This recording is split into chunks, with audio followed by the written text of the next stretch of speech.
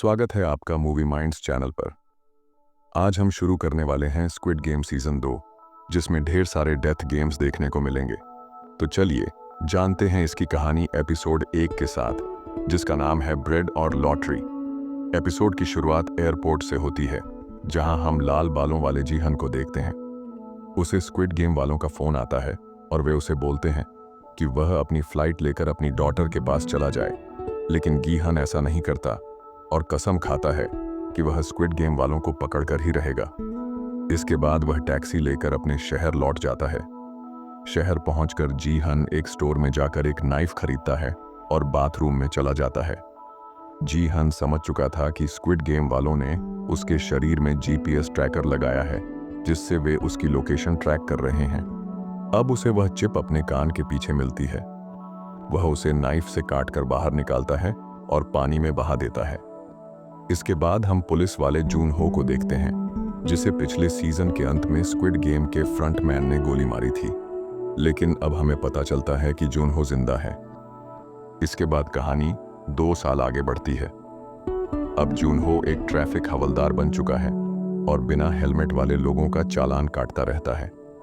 उसका सीनियर उससे मिलने आता है और हमें पता चलता है कि होश में आने के बाद जून हो ने अपने सीनियर्स को बताया था कि एक प्राइवेट आइलैंड पर डेथ गेम्स होते हैं, जिसमें सैकड़ों लोग मरते हैं, लेकिन क्योंकि उसके पास कोई सबूत नहीं था, कोई उसकी बात नहीं मानता।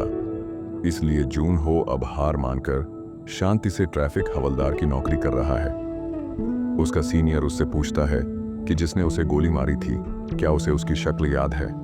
आदमी ने उसे गोली मारी थी, क्या उसे उसकी शक्ल याद है? लेकिन जून हो मना कर देता है। असल में उसे फ्रंटमैन का चेहरा साफ साफ याद है, क्योंकि वह और कोई नहीं बल्कि जून हो का भाई इन हो था, जिसे ढूंढने के लिए जून हो वहां गया था। खैर, दूसरी तरफ हम एक कपल को देखते हैं जो होटल ढूंढते हुए पिंक होटल के पास आते हैं, लेकिन क्योंकि इसका साइन बोर्ड बंद था, उन्हें लगता है कि यह फुल होगा। असल में इस पिंक होटल में गीहन रहता है। उसने चारों तरफ सीटीवी लगा रखे थे ताकि कोई भी उसकी मर्जी के बिना अंदर ना आ सके। इसके बाद गीहन से उसका लोन शार्क किम मिलने आता है, वही लोन शार्क जिससे उसने सीजन 1 में कर्जा लिया था। असल में गीहन उस ट्रेन टू बुसान वाले एक्टर की तलाश में है, जो लोगों के साथ डीडक्जी गेम खेलता है और फिर उन्हें स्क्विड गेम में आने का इनविटेशन देता है। हम उसे रिक्रूटर बुलाएंगे। रिक्रूटर को ढूंढने के लिए गीहन ने किम को काम पर लगा दिया था, क्योंकि उसके पास कई आदमी थे जो शहर के सभी स्टेशंस पर जाकर रिक्रूटर को ढूंढ सकते थे। इस काम के लिए गीहन उन्हें लाखों करोड़ों रुपए दे रहा था।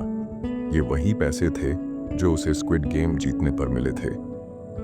गीहन कहता है कि 3 साल पहले इसी महीने में उस आदमी ने उसे हराया था, यानी उसे पकड़ने का यह सबसे अच्छा मौका है।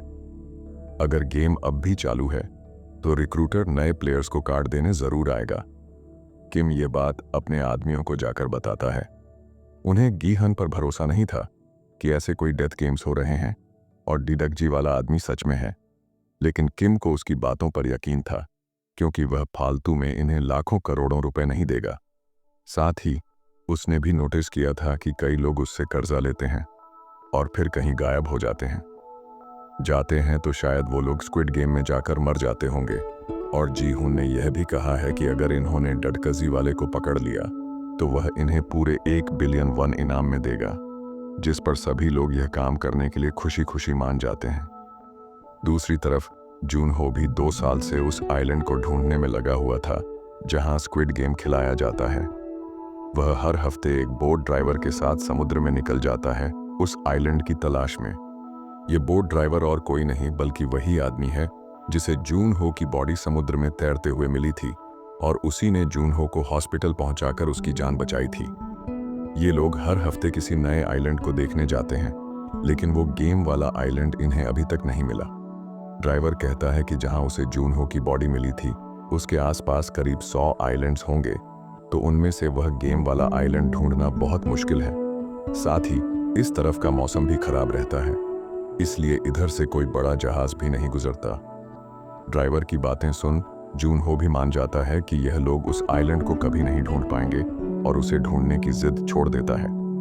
इधर किम अपने सभी लोगों को बताता है कि उन्हें एक सूट वाले आदमी को ढूंढना है जिसके हाथ में एक ब्रीफकेस होगा। ये लोग डिडक्जी गेम खेलता है, उन्हें थप्पड़ मारता है और फिर उन्हें एक इनविटेशन कार्ड देकर चला जाता है। इन्हें शहर के सभी स्टेशंस पर दिन रात नजर रखनी है और जैसे ही आदमी दिखाई दे इन्हें गीहन को कॉल करना है।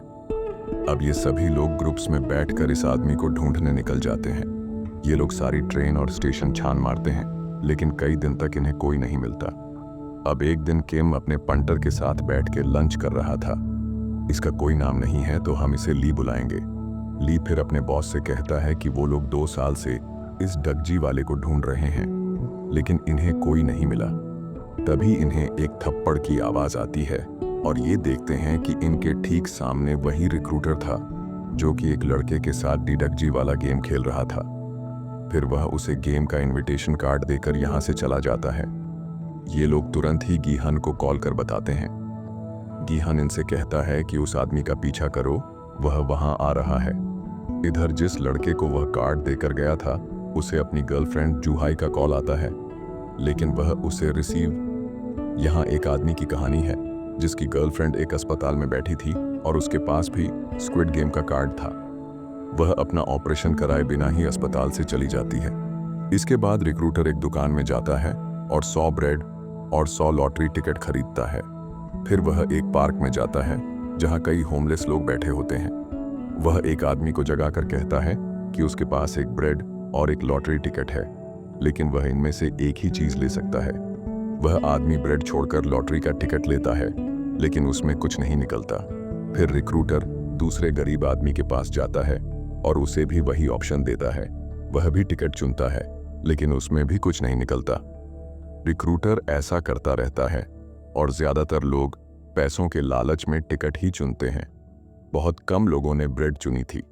फिर रिक्रूटर सभी ब्रेड्स को जमीन पर गिरा देता है और लोग उससे पूछते हैं कि वह खाना क्यों फेंक रहा है। रिक्रूटर कहता है कि यह खाना बर्बाद नहीं हुआ बल्कि आपने इसे बर्बाद किया है। आपके पास मौका था लेकिन आपने टिकट चुना। इसके बाद रिक्रूटर उन सभी ब्रेड्स को पैरों से कुचल देता है और फिर एक टैक्सी पकड़कर निकल जाता है। किम और ली उसे दूसरी टैक्सी में पीछा करते हैं।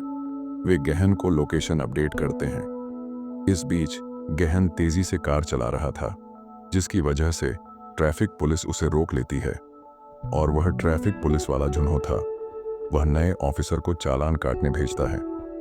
चालान लेकर गहन निकल जाता है जिसे नए ऑफिसर को काफी अजीब लगता है। वह जुन्हो को बताता है कि उस आदमी की कार में कई मोबाइल और टैबलेट्स रखे हुए थे। यह सुनकर जुन्हो को शक होता है और वह चालान पर गहन का नाम पढ़ लेता है जिससे वह उसे पहचान जाता है। इस बीच रिक्रूटर का पीछा करते हुए ली और किम एक सुनसान गली में आ जाते हैं और सोचते हैं कि गहन को आने में वक्त लग रहा है तो उन्हें ही इस आदमी को पकड़ लेना चाहिए। वे उसे पकड़ने जाते हैं लेकिन रिक्रूटर अकेला ही इन दोनों की पिटाई कर देता है। गहन जब वहां पहुंचता है तो उसे किम का चाकू पड़ा मिलता है और रिक्रूटर छत से उसे देख रहा था। फिर रिक्रूटर किम और ली को बांध देता है जो डर के मारे रो रहे थे। वह कहता है कि वे एक डेथ गेम खेलने वाले हैं जिसका नाम रशियन रोलेट है। इसमें रिवॉल्वर में एक गोली डाली जाएगी यानी मरने के चांसेस 6 में से 1 होंगे। इतना कहकर वह खुद पर गोली चला देता है जिससे यह साबित होता है कि वह बहुत सनकी है और अपनी मौत से भी नहीं डरता। फिर वह किम और ली को रॉक पेपर सीजर्स खेलने के लिए कहता है और जो भी हारेगा रिक्रूटर उस पर गोली चला देगा। गेम शुरू होता है लेकिन कोई भी जल्दी नहीं मरता तो रिक्रूटर रिवॉल्वर में 1 गोली की जगह 5 गोली डाल देता है जिससे अब बचने के चांसेस 6 में से 1 हो गए हैं। अब गेम फिर से शुरू होता है और ली गलती से रॉक को दोनों हाथों से चला देता है। अब उसका बॉस उसे आराम से हरा सकता था लेकिन ली को बचाने के लिए किम जानबूझकर हार जाता है और रिक्रूटर उसे सिर में गोली मार देता है। इसी दौरान एक पुलिस वाला जी हुन किम के अड्डे पर पहुंचता है और वहां से उसे पिंक होटल का पता मिलता है।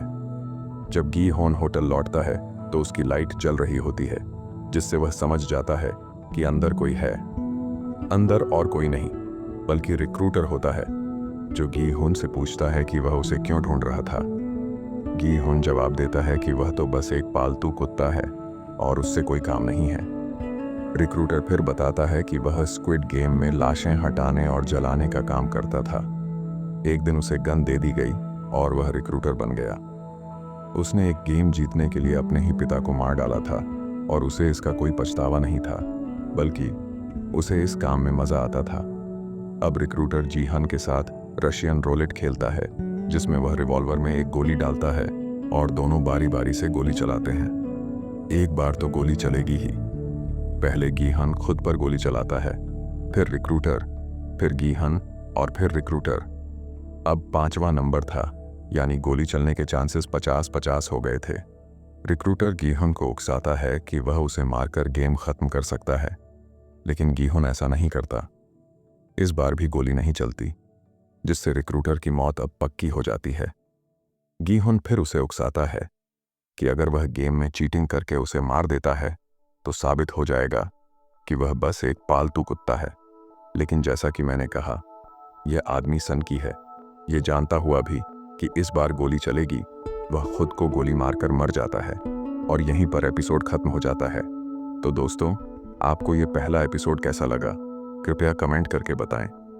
अगर वीडियो पसंद आई हो तो इसे लाइक करें और चैनल को सब्सक्राइब करना ना भूलें। मैं बहुत जल्द अगले एपिसोड के साथ मिलता हूँ।